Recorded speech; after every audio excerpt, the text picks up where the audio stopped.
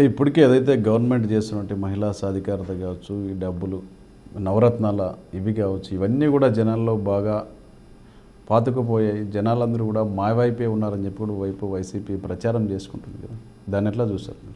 జగన్మోహన్ రెడ్డికి వాస్తవ పరిస్థితులు తెలియట్లేదున్నా. ఇప్పుడు మేము బయటకు వెళ్ళినప్పుడు ఎక్కడ మహిళా సాధికారత, ఎక్కడ నవరత్నాలు అందుతున్నాయో ఒక్కసారి మీరు అపోహలో బతుకుతున్నారని కూడా మేము చాలా సార్లు చెప్పడం జరిగింది. అయితే మీరు అనుకున్నట్టు మహిళా సాధికారత, నవరత్నాలు అన్ని ఫుల్ ఫ్లెజ్డ్ గా ప్రజల్లోకి వెళ్ళినప్పుడు జరుగుతాయేమో కానీ, అయినా అవన్నీ అందినా కూడా నీకు జాబ్లు కానీ పనులు కానీ లేకుండా చేసి ఈ రోజు మీకు దాని వల్లనే నేను ఇచ్చిన దాని వల్లనే మీరు బతకల్లా అని ఒక నియంతలాగా మీ ఒక ఈ పాలేర్లలాగా పెట్టుకోవాలని ప్రజలను చూసే విధానం అన్నది జగన్మోహన్ రెడ్డిది కరెక్ట్ కాదు.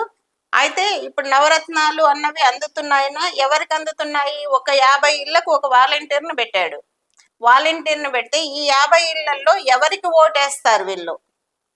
ఎవరికి, ఏ ప్రభుత్వానికి సపోర్టు, ఎవరికి ఓటేస్తారు అని ఆ 50 ఇళ్లకు ఒక వైసీపీ కార్యకర్తను నియమించినట్టు వాలంటీర్ను నియమించి, నువ్వు వాళ్ళు మనకు ఓటేస్తారనుకుంటేనే వాళ్ళకి పథకాలు అందుతాయి, లేకపోతే క్యాస్ట్ సర్టిఫికేట్ అడుగుతారు, మ్యారేజ్ సర్టిఫికేట్ అడుగుతారు, కార్డులో ఇంకేదో ఎవరో ఉన్నారు, కూతురు ఎంప్లాయీగా ఉంటే ఇక్కడ అమ్మ నాన్న తమ్ముళ్ళు వీళ్ళేం తినాలి? చిన్నప్పుడు గ్రూప్గా ఒక గ్రూప్ ఫోటోగా ఒక అమ్మాయి అందులో ఉంటుంది.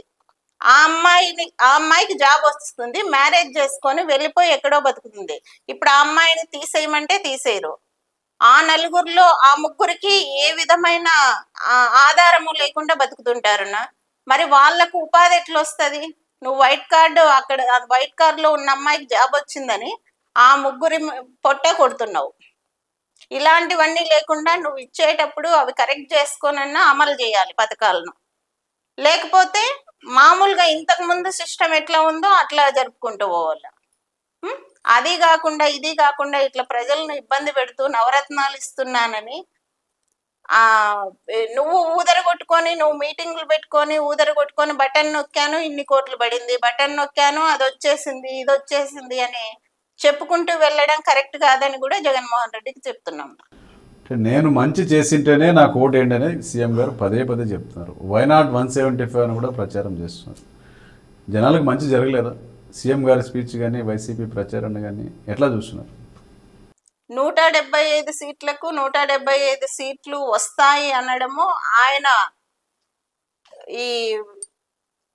ఆయన ఊకదంపుడు రాజకీయ ప్రసంగం అంతే, ఇంకా వేరే ఏమీ లేదు దాంట్లో. ఎలా వస్తాయి అన్నది అతను ఆలోచించుకోవాలి. ఎట్లా వస్తాయి అనేది ప్రజలు చెప్తారు. రేపు ఎలక్షన్లలో 175 సీట్లు వస్తాయా ఇంకెన్ని వస్తాయి అని ప్రజలు చెప్తారు. ప్రసంగంలో ఇంటికి మేలు చేసిన వాళ్ళు మీకు ఖచ్చితంగా మేలు జరిగిన వాళ్ళు ఒక్కరే చేస్తే మీకు 10, 20 వస్తాయి అంతే.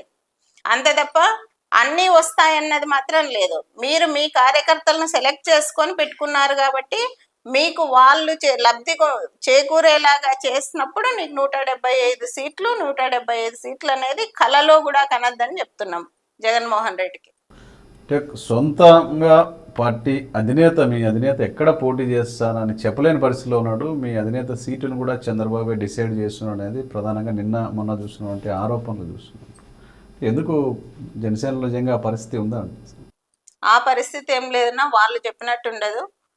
మా అధ్యక్షుడు పవన్ కళ్యాణ్ గారి సీటు చంద్రబాబు నాయుడు గారు ఎందుకు డిసైడ్ చేస్తారు? ఎన్ని స్థానాలని డిసైడ్ చేసుకుంటారు కానీ ఎవరు ఏ స్థానాలు ఎవరు పోటీ చేయాలి అన్నది ఖచ్చితంగా మా అధ్యక్షులు, జనసేన పార్టీ అధ్యక్షులు పవన్ కళ్యాణ్ గారే మాకు వచ్చిన 24 సీట్లను నియమిస్తారు.